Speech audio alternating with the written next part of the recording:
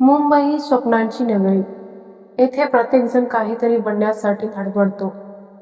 पण काही लोक इतके पुढे जातात की त्यांना स्वतःच्या भावना देखील मागे सोडाव्या लागतात.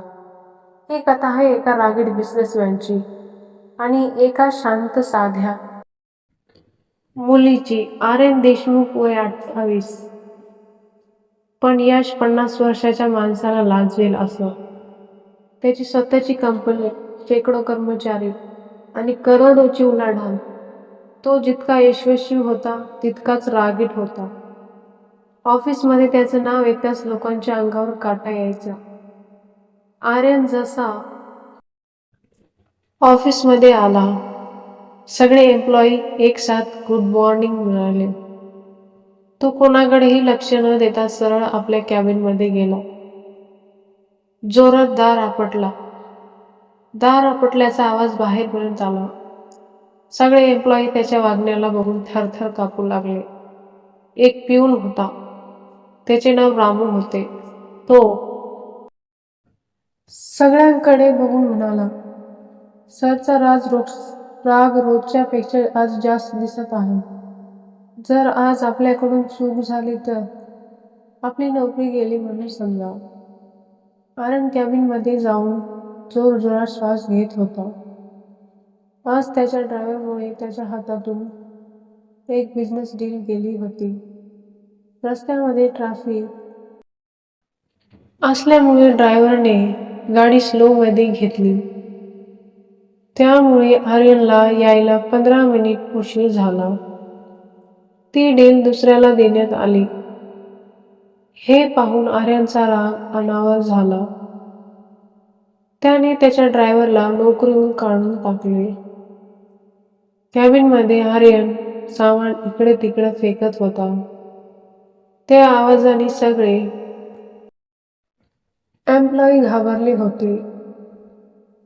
आर्यन कॅबिनमध्ये आपल्या लॅपटॉपवर काहीतरी टाईप करत होता. त्याच्या चेहऱ्यावर राग स्पष्ट दिसत होता. त्याने बेल वाजवून पिऊनला बोलावून घेतले. Ramu, may I come in sir? Aryan आत ये. त्याच्यावर रागीट कटाक्ष टाकून म्हणाला, एके ग्रुपची रिपोर्ट कोणी बनवली आहे त्या एम्प्लॉईला रिपोर्ट घेऊन यायला सांग आणि माझ्यासाठी एक ब्लॅक कॉफी घेऊन ये. रामू ओके म्हणून निघून गेला. सकाळी घरून लवकर निघाल्यामुळे आर्यनने काहीच खाल्ले नव्हते. डील झाली नसल्यामुळे त्याचा मूड ऑफ झाला होता. तो एम्प्लॉई एके ग्रुप ऑफ कंपनीची रिपोर्ट घेऊन आला. May I come in sir? Aryan म्हणाला, लवकर आत ये, मला टाईम वेस्ट करायला आवडत नाही. राजने ती रिपोर्ट आर्यनकडे दिली आणि खाली मान घालून थांबला. आर्यन त्या रिपोर्टचे एक एक पेज वाचायला सुरुवात केली. जसा जसा तो वाचू लागला तसा त्याच्या डोळ्यात आग उतरू लागली. त्याने राजकडे पाहून म्हटले, ही रिपोर्ट कोणी बनवली? सर, मी बनवले आहे, राज हिम्मत करून म्हणाला. आर्यनने ती रिपोर्ट त्याच्याकडे फेकली. तुम्हाला जर काम करता येत नसेल तर तुम्ही पैसे कशाचे घेता? एवढ्या चुका? राजने सॉरी म्हटले. आर्यन म्हणाला, माझ्याकडे चुकीला माफी नाही. तुला ही रिपोर्ट आज संध्याकाळपर्यंत व्यवस्थित चुका न होता कंप्लीट करायची आहे. नाहीतर तुला नोकरीवरून काढण्यात येईल. आता इथून निघ. राज मान खाली घालून कॅबिनच्या बाहेर आला. आर्यनचा राग अजूनही कमी झाला नाही. दुसऱ्या दिवशी काही नवीन एम्प्लॉई ऑफिसमध्ये आले. त्यापैकी एक रिया होती. ती दिसायला खूप सुंदर होती. व्हाईट कलरच्या टॉप आणि ब्लू कलरची जीन्स, केसांची पोनीटेल, गळ्यामध्ये आयकार्ड, डाव्या हाताला वॉच, डोळ्यामध्ये आत्मविश्वास घेऊन आणि चेहऱ्यावर हलकी स्माईल घेऊन ती ऑफिसमध्ये आली. तिला यायला थोडा उशीर झाला होता. सँडलचा टक-टक आवाज जाणे सगळ्यांचे लक्ष तिच्याकडे वेधून घेतले. तितक्यात तिला समोरून राज येताना दिसला. त्याने तिला विचारले, न्यू एम्प्लॉई? आणि रियाने हो मध्ये मान हलवली. राज म्हणाला, सर, आज खूप रागात आहे. आज तुझा पहिला दिवस आहे. यायला पण उशीर झाला.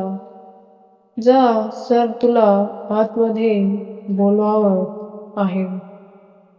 रियाने मान हलवली आणि आर्यनच्या कॅबिनकडे जायला निघाली. रिया म्हणाली, may I come in sir? Yes, come in. आर्यनचा कडक आवाज आला. रिया आतमध्ये आली. लेट का झालीस? सॉरी सर, ट्रॅफिकमुळे यायला थोडा उशीर झाला. थोडा उशीर नाही, अर्धा तास लेट झाला. एक्सक्यूजेस नको. पहिल्याच दिवशी उशीर म्हणजे वाईट इम्प्रेशन. तुला वेळेचं बंधन नाही, तर तू काय काम करशील? असे लोक मला माझ्या ऑफिसमध्ये नको आहेत. रिया, सॉरी सर, पण तुम्ही मला उशीर झाल्यामुळे काढू शकत नाही. माझे काम पाहिल्याशिवाय तुम्ही मला जॉबवरून काढू शकत नाही, ती ठामपणे बोलली. आर्यन एक क्षण तिला शांतपणे बघतच राहिला. त्याला जाणवते, ही मुलगी बाकी सगळ्यांपेक्षा वेगळी आहे. आजपर्यंत त्याच्यासमोर उभा टाकण्याची कोणाची हिंमत नव्हती. त्याला सरळ उत्तर देत होती, ठीक आहे, मी तुला एक चान्स देतो. त्यानंतर उशीर चालणार नाही. काम परफेक्ट पाहिजे. थँक्यू सर, मी 100% प्रयत्न करेन. ओके म्हणून रिया कॅबिनच्या बाहेर आली. असेच दिवस जात होते. रिया खूप मेहनत करत होती. सगळ्यांसोबत मिळून मिसळून राहायची. सगळ्यांचे तिच्यासोबत जुळत होते. सगळ्यांना ती आता आवडत होती. पण आर्यनचे बिलकुल जुळत नाही. आर्यन अजून तसाच होता. तो तिच्याकडे दुरूनच लक्ष ठेवत होता, पण दाखवत नव्हता. एका दिवशी रियाला आर्यनने खूप मोठा प्रेझेंटेशन बनवायला दिला होता.